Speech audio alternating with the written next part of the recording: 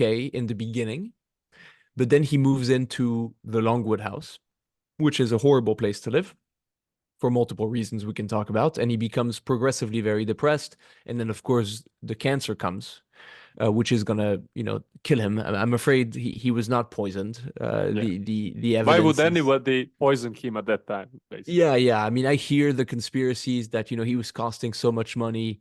But no, I mean, he died from the same cancer that killed his dad, and that was to kill one of his sisters. So it very much ran in the family. And we have the autopsy reports. No, it's very clear that he had cancer for stomach cancer for a long time. He was completely depressed at the end. He barely even read in the last weeks. He couldn't finish a chapter. The man who used to read so fast, understand everything, get to the point of the book so quickly, now had trouble finishing a page. One of the last things he reads is the Reveries of the Marshal of Saxe, which is supposedly the war commentary that the Marshal gave on his deathbed. And he's inspired by this a couple of weeks before dying, and he gives his own reveries, but the document is lost, so we don't have them, unfortunately. And he reads his correspondence, his own correspondence. So he rereads some of his letters, and then dies. I mean, he's completely out of it at the end. It's not at all like in the movie when he's just in perfect uniform and just falls, and then this is nonsense. He dies in his bed. He was going in and out of consciousness, and he was saying very, nonsensical things.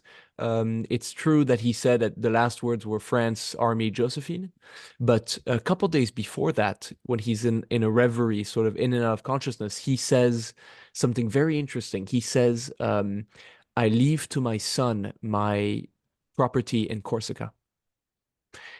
Andrew Roberts talks about this in his last chapter because it's like at the end, that's what he was, like a small landowner from Corsica.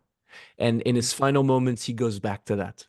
And he just thinks, he has this little farm in Corsica or his little fields in Corsica as a little noble, and he leaves it to his son. So he came back to his origins in his last days, and then dies. And, we know the rest. But he was very, very depressed at the end and always wanted to, all his life, he wanted to control everything, control information, control the military aspects, control politics. And at the very last days, he is with Bertrand, who's by his bed, and he's obsessing over understanding who comes in and who goes out of the island. So he says, where is this guy? And, sire, he just left. Okay, where is this guy? Sire, he just arrived. And did they have shipments of fruits? Yes, the shipments just arrived. And when's the next ship coming? So always trying to understand, always trying to. It was the end of a great mind, So it's very touching at the end, to not only read about his death, but the years before to read him about trying to get more books, etc. So of course had a huge impact on him. He also wrote a lot on Saint Helena and dictated. So yeah, it's a very touching part of his life, and also it's the great tragedy because the man who just a few years before governed Europe now cannot even see his son. Can you imagine? He's not even allowed to send books to his son. I mean, it's the ultimate downfall. I mean, he loses everything. Part of why the story is so amazing. I mean, the man has nothing, gets everything, and then has nothing again.